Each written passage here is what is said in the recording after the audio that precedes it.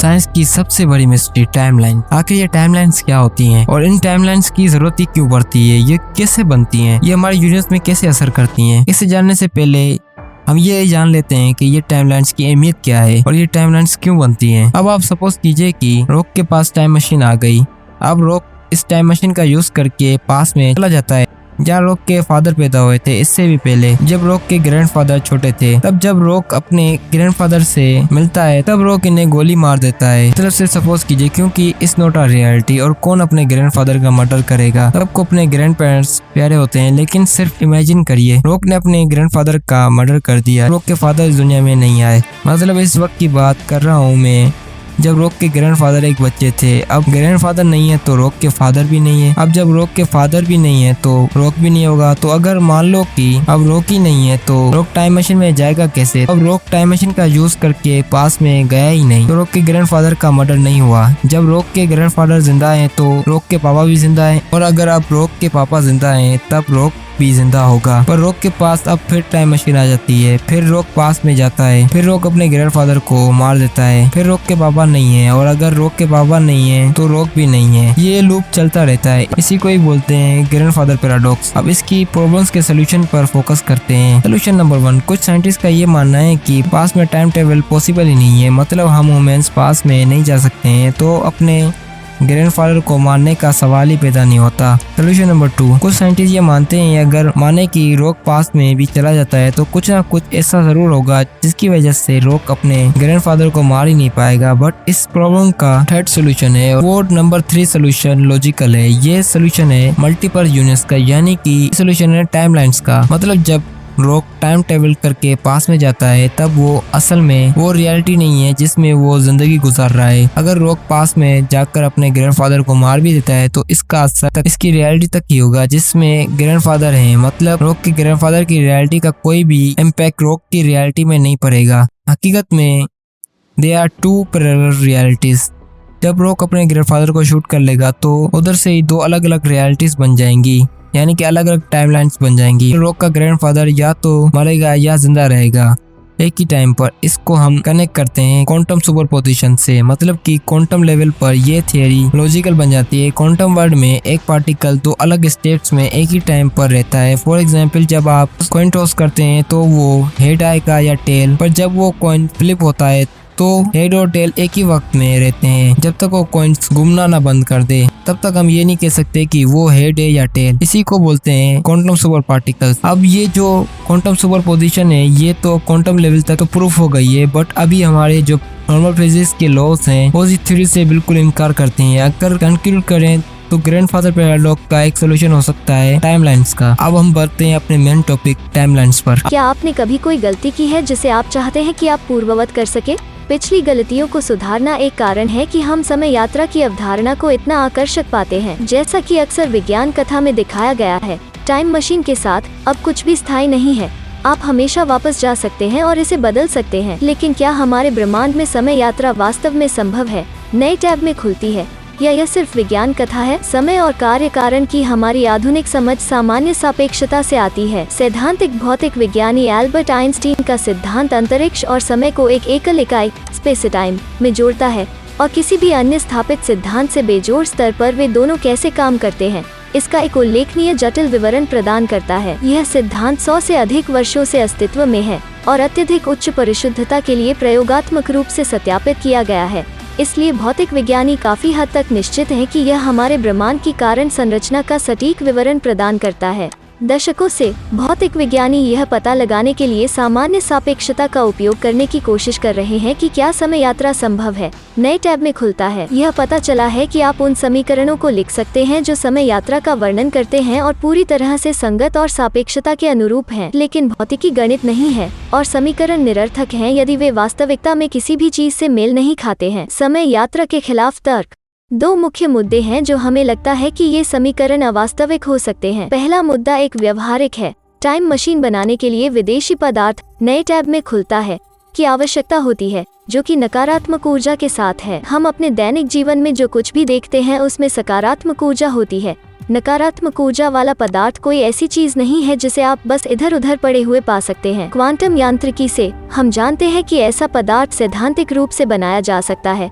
लेकिन बहुत कम मात्रा में और बहुत कम समय के लिए नए टैब में खुलता है। हालांकि इस बात का कोई प्रमाण नहीं है कि पर्याप्त मात्रा में विदेशी पदार्थ बनाना असंभव है। इसके अलावा अन्य समीकरणों की खोज की जा सकती है जो विदेशी पदार्थ की आवश्यकता के बिना समय यात्रा की अनुमति देते हैं। इसलिए यह समस्या हमारी वर्तमान तकनीक या क्वांटम यांत्रिकी की समझ की एक सीमा हो सकती है। दूसरा मुख्य मुद्दा कम व्यवहारिक है लेकिन अधिक महत्वपूर्ण है। यह अवलोकन है कि समय यात्रा विरोधाभासों के रूप में तर्क के विपरीत प्रतीत होती है। नए टैब में खुलती है। ऐसे कई प्रकार के विरोधाभास हैं, लेकिन सबसे अधिक समस्याग्रस्त है संगति विरोधाभास। नए टैब में खुलता है। विज्ञान कथा में एक लोकप्रिय ट्रॉप संगति विरोधाभास तब होता है जब कोई निश्चित घटना होती है जो अतीत को बदलने की ओर ले जाती है, लेकिन परिवर्तन ही इस घटना को पहले स्थान पर होने से रोकता है। उदाहरण के लिए एक परिदृश्य पर विचार करें जहां मैं अपनी टाइम मशीन में प्रवेश करता हूं।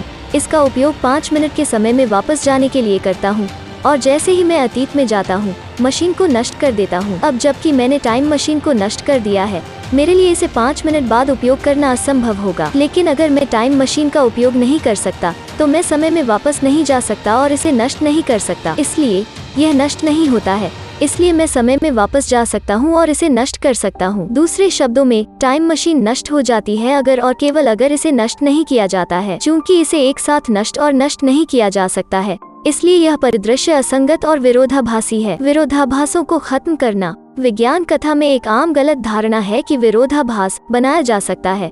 समय यात्रियों को आमतौर पर चेतावनी दी जाती है कि वे अतीत में महत्वपूर्ण बदलाव न करें और इस सटीक कारण से अपने पिछले स्वयं से मिलने से बचें। इसके उदाहरण कई समय यात्रा फिल्मों में पाए जा सकते हैं, जैसे बैक टू द फ्यूचर 3। लेकिन भौतिकी में एक विरोधाभास एक घटना नहीं है जो वास्तव में हो सकती है। यह एक विशुद्ध रूप से सैद्धांतिक अवधारणा है जो सिद्धांत में ही असंगति की ओर इशारा करती है। दूसरे शब्दों में, निरंतरता विरोधाभास यह नहीं दर्शाता है कि समय यात्रा एक खतरनाक प्रयास है। उनका अर्थ है कि यह संभव नहीं हो सकता है।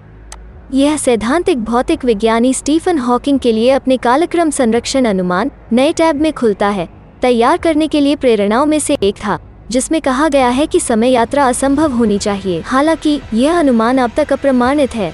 इसके अलावा ब्रह्मांड एक और अधिक दिलचस्प जगह होगी यदि विरोधाभासों के कारण समय यात्रा को समाप्त करने के बजाय हम केवल स्वयं विरोधाभासों को समाप्त कर सकते हैं। समय यात्रा विरोधाभासों को हल करने का एक प्रयास सैद्धांतिक भौतिक विज्ञानी इगोर दिमित्रिविच नोविकोव का आत्मसंगति अनुमान नए टैब में खुलता है, जो अनिवार्य रूप से कहता है कि आप अतीत की यात्रा कर सकते हैं, लेकिन आप इसे बदल नहीं सकते। नोविकोव के अनुसार, अगर मैंने 5 मिनट पहले अपनी टाइम मशीन को नष्ट करने की कोशिश की तो मैं पाऊंगा कि ऐसा करना असंभव है। भौतिकी के नियम किसी तरह निरंतरता बनाए रखने की साजिश करेंगे, कई इतिहास प्रस्तुत करना। लेकिन अगर आप अतीत को नहीं बदल सकते तो समय में वापस जाने का क्या मतलब है? मेरे हाल के काम मेरे छात्रों जेकब हॉसर और जेरेड वोगन के साथ यह दर्शाता है कि समय यात्रा विरोधाभास हैं जो नोविकोव के अनुमान को हल नहीं कर सकते हैं। यह हमें एक वर्ग में वापस ले जाता है, क्योंकि अगर सिर्फ एक विरोधाभास को भी समाप्त नहीं किया जा सकता है तो समय यात्रा तार्किक रूप से असंभव है। तो क्या यह समय यात्रा के ताबूत में आखिरी कील है?